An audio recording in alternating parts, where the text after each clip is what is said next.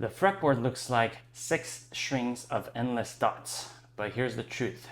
It's not random at all.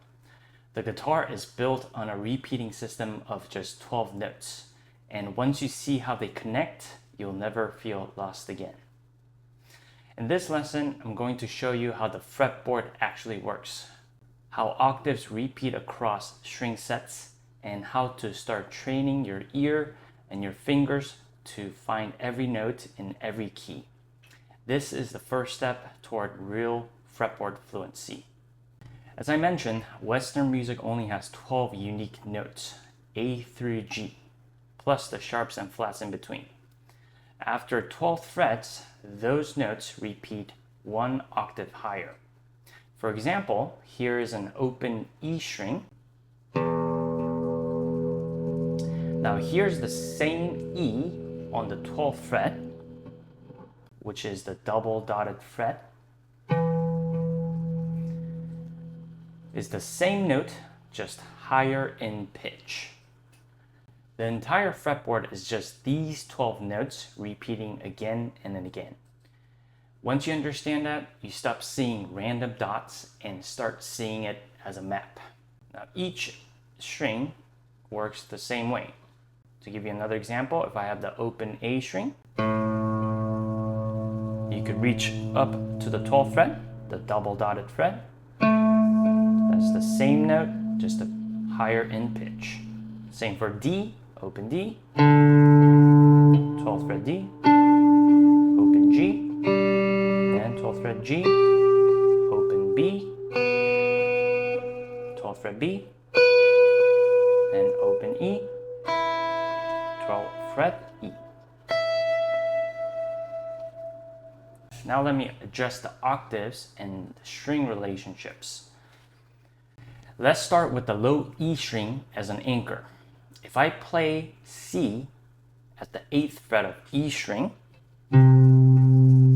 its octave is on the D string, which means 2 strings down and 2 frets forward. So E string 8th fret, its octave is on D string 10th fret. That same C also has an octave on the G string. In this case, it would be 3 strings down from an E string and 3 frets back. So E string 8th fret, then that same octave is on G string 5th fret. And of course, the high E string is a mirror of the low E string.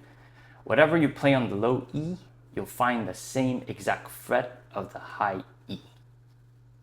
Now let's anchor on the A string. If I play the C on the 3rd fret, its octave is on the G string. In this case, 2 strings down and 2 frets forward. So A string 3rd fret, its octave is on G string 5th fret. If I look for the octave on the B string, the relationship shifts. Because of the G to B major 3rd tuning, the octave is 3 strings down and 2 frets back. So A string 3rd fret, and in this case it would bring us to B string 1st fret.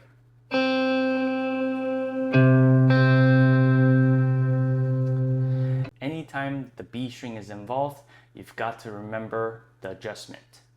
Now let's move on to the D string. If I play C on the 10th fret,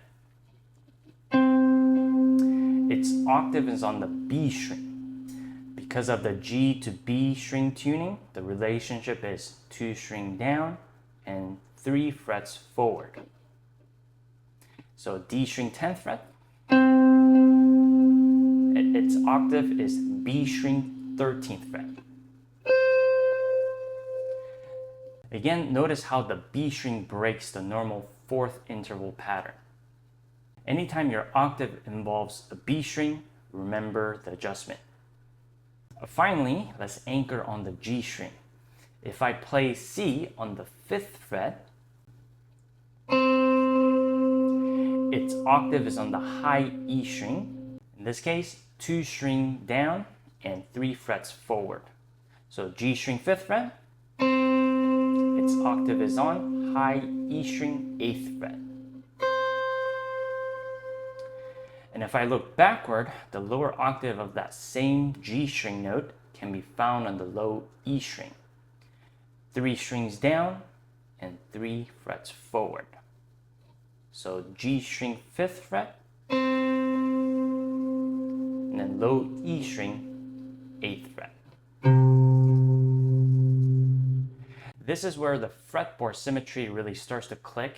Each anchor string connects forward and backward with predictable octave shapes. So here's the big picture. If we take low E string as the anchor, its octave is placed on D string, in this case 2 strings down, 2 frets forward.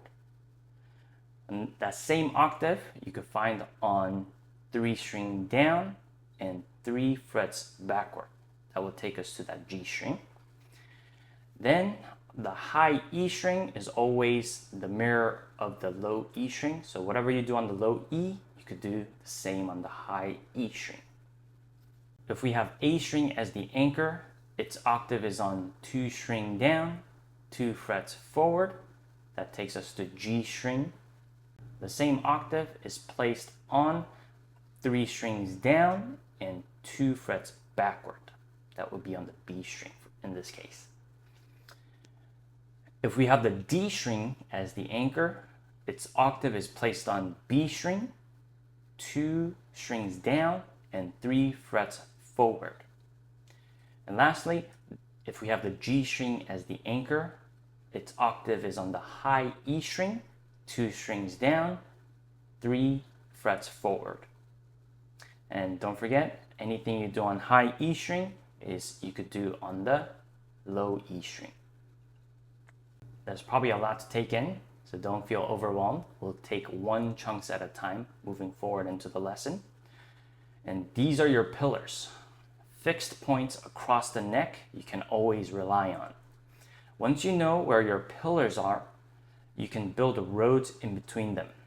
And those roads will become your scales, your chords, and eventually road to your improvisation. This is why understanding string relationships matter a lot. You're not just memorizing dots. You're building a framework you can rely on to make music with.